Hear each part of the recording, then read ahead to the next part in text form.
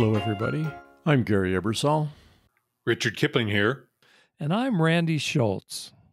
Welcome to Camp Codger, a podcast for people in their golden years. Join us to hear rocking chair wisdom from three old guys. Today, we're going to go down the rabbit hole of online scams.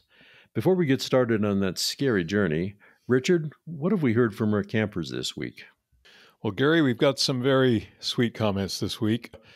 From the Forks in the Road episode, Bob S. commented, "You boys do a great job on this podcast. It's a well-calibrated balance of planning and improv, sort of like dealing with them forks. Keep up the good work." Well, Bob, a little planning and a lot of improv. We'll certainly try to keep improvising and maybe even ramp up the planning. Sonia commented about the Forks in the Road episode as well. "You guys are so much fun. Forks, spoons, and knives. On our path, thank you." Sonia, it takes all of our utensils to get through life's meals and lots of paths on the way from salad through dessert. And here's one from the Happiness Podcast. This is from a friend of a codger wife. "I just listened to the Happiness Podcast, and there's a sweetness to it you wouldn't expect to find from three guys. Also, they cite studies and address the subject with light heart and engaged minds. Thanks for sending this link." Gary, by the way, offers this about this comment. "Oh, shucks, the old codgers, quote unquote, sweet? For my part, I just knew that somewhere we three had some sweetness in us. We've just had trouble finding it, what with all the codger moments we have to deal with. Thanks for the comment. And please, folks, keep those comments coming."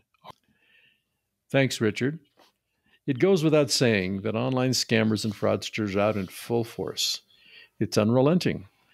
The scam attempts are in your email every day. If you really want to see how bad it is, check your junk or spam folder to see how many scam emails are caught that you never see. In my case, only 1 in 10 scan attempts actually slip through the filters in my email app. The spam phone calls keep coming in, and now we're starting to see text messages that are scam attempts. How bad is it? According to the FBI, about $1.7 billion was scammed from people over 60 in 2021, up 75% from the previous year. So what type of scams are common? The leading one is confidence scams, which play on the emotions of seniors, and they cost almost $500 million a year. These are typically offers of romance. Another leading fraud preys on the fact that many of us in our age group are just not as technically literate as younger generations. We are told our computer has been hacked, and the only way to get it fixed was to contact the email sender. He's an expert, of course, and can fix it for just a modest fee. The scam totaled $250 million in the same year. There are also the ever-popular investment scams promising great returns on your money. Who doesn't want to earn 15 or 20% a year? I think that was the number that Bernie Madoff offered the poor folks who lost $20 billion in his Ponzi scheme. And the magic of cryptocurrency sucks in many people. Spoiler alert here, cryptocurrencies are the biggest fraud ever. Full stop. And that's our show, folks. Thanks for tuning in. We let the cat out of the bag. Oh, yeah. Surprise, surprise. In the end, online scamming and frauds are really all about fear and greed.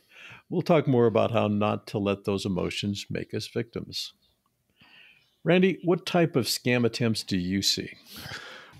The one I see every day, and I'm talking every day, it's not a big deal scam, and I delete a lot of stuff every single day, but the one I get every day is seemingly innocuous little thing that says, "Hey, I've won something. I have won the Milwaukee cordless drill." And it's, it's like $100 thing. I got that one too. That's my drill. Hands off my drill. Yeah. Boy, I hope they're giving away more than one drill. But honest to goodness, that was the one today. tomorrow I'll get another one. And yesterday I got one, but I delete them so quickly I don't remember them. Yeah. And I've never clicked through. Fortunately, I'm smart enough to not click on obvious spammy things. But the first time I saw that, I thought about actually clicking on it and seeing if it was real. Now I know better. It's like, I didn't win a drill and I've already got one. But honestly, there are scams every single day. It's amazing. Yep. Richard? I get a lot of them about a so-called compromised bank account. They need to confirm my account number and my social security number and my date of birth and the exact name the account is under. All this is to make sure that I'm the person whose account they're saving from the scam when it is the scam. Exactly. You know what? My favorite bank one, I have a couple of banks that I deal with. I do not deal with Wells Fargo. Right. And every so often I get that scammy thing that says my Wells Fargo account has been compromised. Oh, right. You know, I guess they send that to a million people, They but do. by now they should know I'm not that guy. I'm not going to click on that. You know, I haven't had a Wells Fargo account in 30 years. But it doesn't matter because do you know how much it cost them to send that email? Yeah, like zero. Zero. So you can send out 1 million emails, write the email, hit it to this list that you buy for a few bucks. And in the morning, 1 million emails have been sent out. And all it takes is one sucker, just one person to say, oh my God, my Wells Fargo account. I got the same one. I swear to God, probably on the same day with the same batch of emails sent to this list of 1 million people. and by the way, we should not forget that texts are also a major source of these things. I get a ton of them about suspicious purchases on my Visa or MasterCard account, and that I should contact these folks by phone. They give a number. You know, I first look at my Visa or MasterCard account. There's no charge on that account for $975. There's nothing there. So, of course, I never respond. I'm seeing the same thing you guys are. I mean, every day, your Kohl's shipment has been delayed. Click here. Or the Dyson vacuum cleaner. I don't know why these people are sending out emails about your free Dyson vacuum cleaner. Who the heck knows what a Dyson vacuum cleaner is? But as you noted, text messages are increasingly a path. People haven't seen enough scam attempts on text message to realize that just because it came to your phone doesn't make it any better than a scam attempt on your email. Yeah. The one thing I noticed that's really interesting is that phone calls are diminishing. Yeah, I mean, for the longest time, we got so many phone calls that were scammy or, you know, robocalls trying to sell you something. I don't get that many of those anymore. Does anybody have anybody that they know that have been scammed or approached for a scam? I do. I have two cases. One was a friend's 80-something-year-old mom who lives alone in assisted living. And she got a message from a panicked grandson. This is the old grandson one, saying he was in Florida and had been in a car wreck and was in miserable shape and had to get home and needed help to cover the medical costs and the travel. Could she send $3,000 immediately? And she did it. And she's out $3,000, never got it back. That is so interesting because my mom got the same call. Oh. Probably not from the same person, but the same exact story. Oh, boy. A younger guy, you know, sounded like a college student or a young 20-something, calling to ask for money. Hey, Grandma. Hey, Grandma, I am so sorry to call. I didn't know who else to call. Exactly. I'm in Spain. They threw me in jail in Spain. My son was fluent in Spanish. God bless him. He took all the language courses he could in high school and college. That was the hook. That was the little crack in the story that she kind of glommed onto. She started to believe it. She said, Evan, is that you? Yes, Grandma, it's Evan. You know, she was so close to sending money in. And the only thing that saved her was that she was kind of clueless with technology. She didn't have a PayPal account. She had canceled her credit cards because she was starting to get paranoid about being scammed. She had no way to get the guy the money. Otherwise, she was going to do it. It's a very compelling story, especially when it hits home and it sounds like your grandkid. And they say that the one part of that little tale that they try to tell you is they try to solicit the name from the receiver, from the grandma, so that then they can say, yes, I'm Evan. And that really links them up. Right. Oh, boy. There was another guy, a friend of mine's uncle, who was elderly and recovering from a hospital stint. And he got an email telling him that his Amazon account was frozen. And to unfreeze it, they needed a bunch of personal information, including date of birth, Social Security, and bank account numbers. Well, he provided it. And by the time he and his relatives figured it out, his account had been drained of $5,000. Yeah. So that's 2 losses right there. We had a similar story. A really good friend of ours got this message, and I don't know whether it was a text message or an email message, and she was convinced that it was real. It wasn't responding to the email by clicking a link. She actually picked up the phone and called. And this person on the other end of the phone had her on the phone for hours. By the time he was done, he had managed to get several $1,000s transferred out of her bank account. Oh, my. Now, the good news is, in her case, she went down to the bank immediately, explained what happened, and they put a freeze in the transfer. But if she would have waited a day, it would have been gone. $6,000 gone. Boy. Knowing that we have friends who've experienced these scams, what kind of suggestions do you have? I think the operative 2 words are be skeptical. At Caltech, where I still have a finger hold on working, they recommend you be skeptical about everything and not open any unusual, unexpected, or suspicious email. Just don't open it. Just delete it. They also alert the community to what are termed phishing emails, phishing, that ask the recipient to update all kinds of personal information about themselves and account numbers and all. Banks and legitimate business and government don't ask for you to give that information out via email. They'll find another way. Or on the phone. Or on the phone. They do not do that. So beware. Be skeptical. And finally, tech support. Send dollars to fix an urgent computer security issue. Boy, I'd be susceptible to that, wouldn't I? Richard, I need your bank account number, and we're going to fix your Gary, computer. here it is. Here it is. Oh, please. Oh, my God. That is one of the most common ones, is the tech support number. Boy. Because, how many times have we got a bill about the Norton software we never buy? Oh, bingo. $769. Well, for starters, what kind of person would spend $769? More than the cost of your computer, or almost the same. Oh, boy. There have been times when I thought about, do I have a Norton account? I know I used to. Do I send them money? Now I delete it. If they send it again and it starts getting serious, then I'll follow up on it. That's actually really good advice. That brings me to my list. And I've been thinking about this for a long time. I'm kind of the tech geek in our crowd. I'm the guy that seems to know how computers work. I get contacted by friends about, what does this mean? What should I do? What you called out, Randy, I think was really significant. Stay calm and don't panic. And that's my rule number one. Is if you get some sort of email that looks like the world is on fire, that everything is coming to end, just take a deep breath and know you haven't been hacked. In fact, you'll never know you've been hacked if you've been hacked, because a really good hacker quietly drains your bank account in the background. They're not going to send you an email. Stay calm, don't panic is my first suggestion. And the other is accept reality.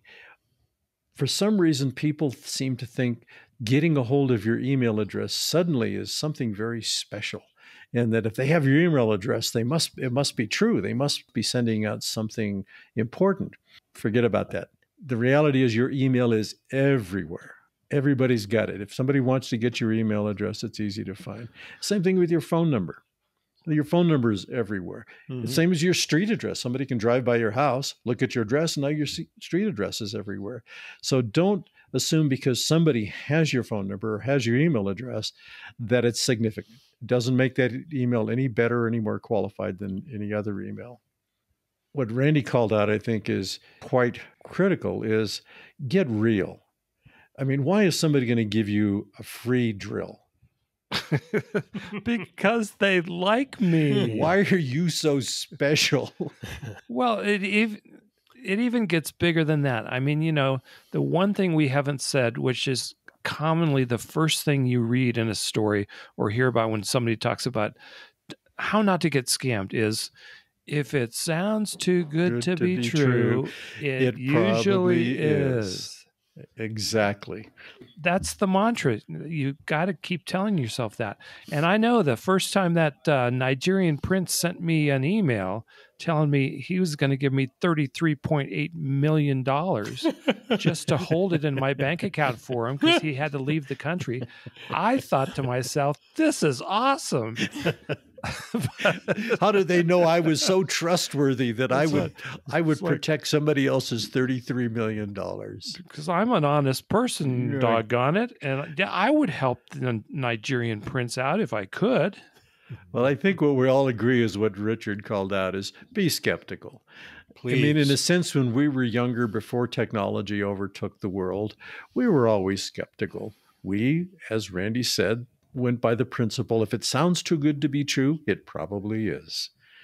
Scams have been with us forever. Scams will be with us forever. And we just have to be really smart about it. My final comment is, I think we should look at emails more carefully. Now, I'm a geek. I actually sometimes will look underlying source code on an email just to see what path it was routed through. That's pretty weird. Oh, brother. Yeah, that's pretty lost weird. Us. The average person can look at an email and say, this is a stupid email. For starters, probably 80% of scams originate overseas, where English is a second language. Yes. Just read it. Some of these are almost laughable. Right. They're so bad. Right. We are bethinking of you Right. to award this massive unknown prize. They're really ridiculous. And the logos are stupid. If you want to drill down a little more, you have to look at the links. One of the things that I'm going to do over the next few weeks is record a little video episode to post up on our Camp Carger YouTube account on how to look at an email without clicking on anything. Remember, don't click and don't call any phone numbers. If you want to find out who's behind something, if it says Wells Fargo, go onto the Wells Fargo website, get their support number, and then you make a call. But don't use a phone number that's in an email or a text message. I'm amazed at how stupid some of these scam emails are. If you click on reply, it goes to a Gmail account. No corporation is going to be sending you anything on a Gmail account. Check the email address that was used to send you the message. 99 times out of 100, if they've made a stupid mistake, that's going to be it. It's like, wow, these people really think I'm stupid. And you don't even need to click. Just hover your cursor over the top of the email address and a little pop-up will come. It could be just a simple Gmail account. Sometimes they're .ru, which is Russia, which is the home of big scams. There's a lot of Chinese emails addresses in there. You can look at an email with a couple of quick pop-ups coming up telling you where the email came from. Clearly, it's not from PayPal. It would say paypal.com. But that's easier. That's easier on a computer than on a phone. As a matter of fact, it is. You can get scammed on a phone just because it's harder to access that kind of information. Yeah. So that's another thing. Don't get excited about an email or a message you get on your phone until you check it out, and you might have to open it up on a computer. Yeah, you might have to open it up on a computer, but remember, don't click, don't call. Can I say one thing that we haven't said Please. at all? It has to be part of this conversation. Don't use a stupid, silly password, and don't use 123456 as your password. That, if you Google this, folks, you can get a list of the most commonly used passwords. That's number one. That's like the dumbest thing. That's not a password. That's password is not the right password. It's an invitation. And the other thing too is my favorite. Sometimes they say must be 8 characters. Guess what? The word password is 8 characters, and that's like number 2 or number 3 on the list. Use a real password. Boy. The one other thing, speaking of phones, and one of my rules is never pick up the phone of a number you don't know. If it is important, they will leave a message, and you can then ponder whether you should get back to whoever it is. The first thing I look for when the phone is ringing is the number it's calling from. And if it isn't one that I'm familiar with, see ya, you can leave a message and I'll get back to you if it's real. That's a good tip. That's a good tip. It's so tempting to say, well, it's my area code. Yeah, I know. Oh, I have they that. always do that, though. That Yeah. They're smart enough. They figured that one out a long time ago. They use your area code. They fake it like it's sort of a local call, and you're tempted to pick it up. Don't pick it up. And as Randy said earlier, if an email about a collection problem is real, they'll send it again. Same thing with a phone call. If it's really, really that critical, they'll leave a voicemail. Exactly. This is a funny story. I asked technology. I said, in my kitchen, I said, Alexa, what's the most commonly used password in America? What do you think she said? Password. Good guess. She said, and I quote, 123,456. And at first I thought that's the dumbest thing I ever heard. And then I looked at it and said, no, that's 1, 2, 3, 4, 5, 6. And she interpreted that to be a single number. You gotta love technology. So a sad side of the internet is that it enables scammers and fraudsters. Human nature, I suppose. You may not be able to stop this behavior, but you are in control of your response to the scam attempts. Don't panic, and remember, you're smarter than the person trying to take your money. Doing nothing is the first order of business. Relax, take a breath, and it'll be fine. We also suggest checking out the AARP scams and fraud section of their website. They do an excellent job of tracking what's happening in this area and offer a ton of really good resources and advice. The link is in the show notes for this episode on our website at www.campcodger.com. So be alert and be vigilant. And if you have ideas on how to be safe online, let us know, and we'll share them with our listeners. The Old Codgers will be back again next week with another episode. We have absolutely no idea what we're going to talk about, but we're hopeful we'll come up with something before we hit the record button. Before we go, Randy wants to tell you about our very special bumper sticker offer for loyal Camp Codger listeners. Hey campers, this is Randy Schultz with some great news. Now you can get a Camp Codger bumper sticker and it's free. To get your free sticker, just go to campcodger.com and leave a comment. That's it. The sticker says, I'm not old, I'm vintage, which is one of our favorite mottos here at Camp Codger. This limited edition Camp Codger bumper sticker is not available in any store. So get your sticker free by leaving a comment at campcodger.com. We'll arrange to have your sticker sent directly to you. Then put it on your car for the world to see. Remember, the Camp Codger bumper sticker is free, but you have to leave a comment on our website. See you at camp. Thanks for listening. If you enjoyed this episode, subscribe to Camp Codger in your favorite podcast app or sign up on our website. As always, we would love to hear from you. Drop us an email at campcodger@gmail.com, post a comment at www.campcodger.com, or leave a voicemail at 505-216-6171.